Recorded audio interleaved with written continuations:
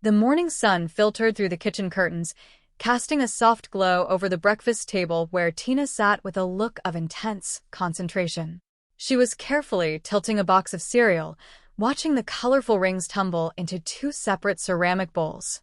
Her mother, Judy, paused in the middle of pouring coffee, her brow furrowing as she observed the redundant preparation. She asked Tina why she was pouring two bowls of cereal. Tina did not look up, her voice small but certain as she replied that one was for Tracy.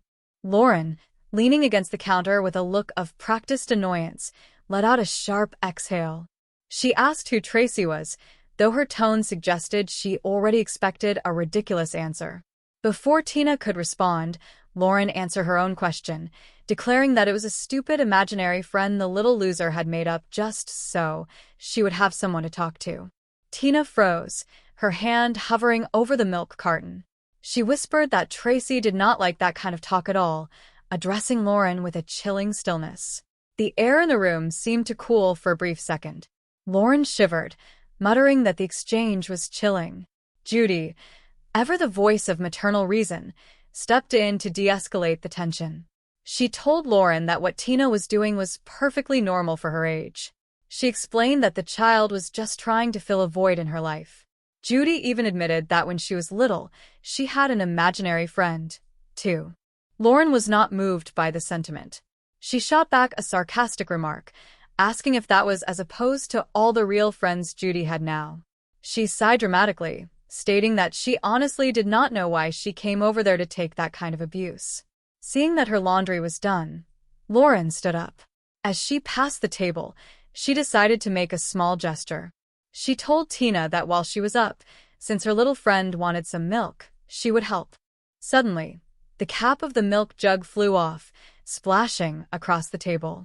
Tina gasped, looking at the mess. She told Lauren that Tracy thought that was mean. Lauren rolled her eyes, insisting it was not Tracy and that the cap was just loose. She walked away, muttering that whatever helped Tina sleep was fine by her. Judy looked at the remaining cereal and sighed. She told Bill, who was sitting nearby, that this was not going to be enough. Bill looked up from his paper, confused. He said there was plenty of food. Judy shook her head, asking what about Carlos. Meanwhile, at Berenson's store, the atmosphere was thick with the scent of floor wax and the hum of fluorescent lights. Bill Miller and his coworker Fitz were huddled around a small television screen in the break room. The announcer's voice was filled with excitement as he reported that Bill Miller had just successfully flipped his 77th consecutive car, tying a record long believed to be unbreakable. Fitz whispered an apology for the intensity of the moment. There was intense pressure on Miller with an 8-year record on the line. Bill leaned back, pride swelling in his chest, and reminded Fitz that the record was held by him. Their moment of glory was interrupted by a voice from the sales floor. A man stood near the plumbing aisle, looking impatient. He asked if anybody actually worked there, noting that he had been standing there for 5 minutes and nobody had noticed him. Fitz hurried over, offering a quick apology. Bill, trying to lighten the mood, called out to the staff to check out the hottie, asking the customer if he was happy now. The customer was not amused. He told them it was very funny, but then he shifted into a lecture.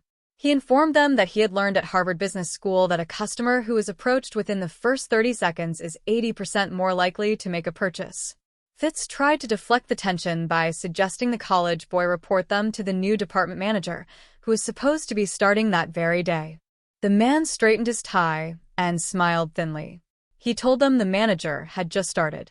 He introduced himself as Mr. Casella, their new boss. Fitz and Bill scrambled to look busy. They were standing near a display, and Fitz quickly explained they were just demonstrating how the supercapacity Megadank 3000 could handle a deck and a half of cards in one flush. Seth Casella looked at the toilet with a skeptical expression. He remarked that it would be good to know if cards ever started dropping out of his butt. He began to inspect the area, noting that the stockroom seemed to be in order. Suddenly, he spotted another customer. He rushed over with a bright, professional smile, welcoming the man to Berenson's and asking how he could help. The customer looked impressed, telling the other staff that this was true customer service. He asked the new man his name. The young man replied that his name was Maxwell McDaniel. Seth Casella introduced himself as the new boss. He looked back at Bill and Fitz, telling them they could learn a thing or two from this man. Bill muttered a question about how he knew so much. Maxwell replied simply that he was napping in the tub over there. Back at the Miller household, the mystery of Tracy continued. Lauren walked into the living room and went to sit down, but Tina stopped her. Tina told her that was Tracy's seat and that she would be back in a minute. Lauren groaned, telling Tina she was not playing her stupid Tracy game. As Lauren moved to another chair, she sat on something hard. She pulled out her sunglasses, wondering how they got there.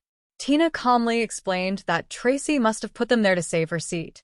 Lauren looked at Judy, whispering that the kid was creepy. At work the next day, the mood was sour. Bill was grumbling to Fitz about the new management. He called Seth a stupid, bossy Harvard brat and the son of a guy whose cousin owned Berenson's.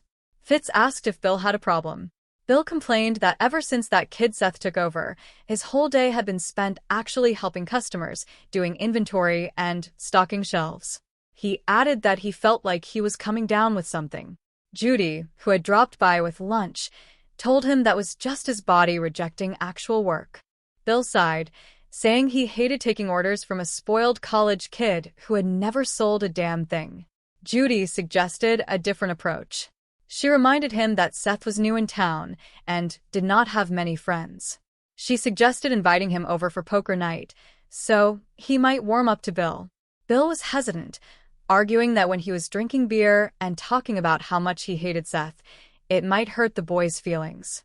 Judy reminded Bill of a time he didn't like his old boss. They had him over and everything was great after that. Bill claimed it was because he led the boss to believe he had a shot with Judy.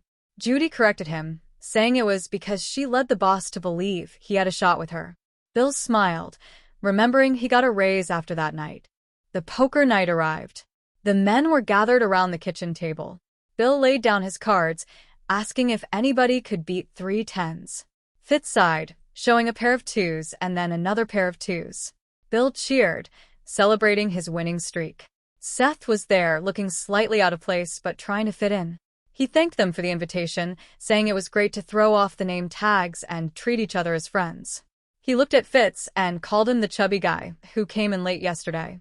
Fitz corrected him, but Seth jokingly asked if they could just go with Fritz because it was easier to remember.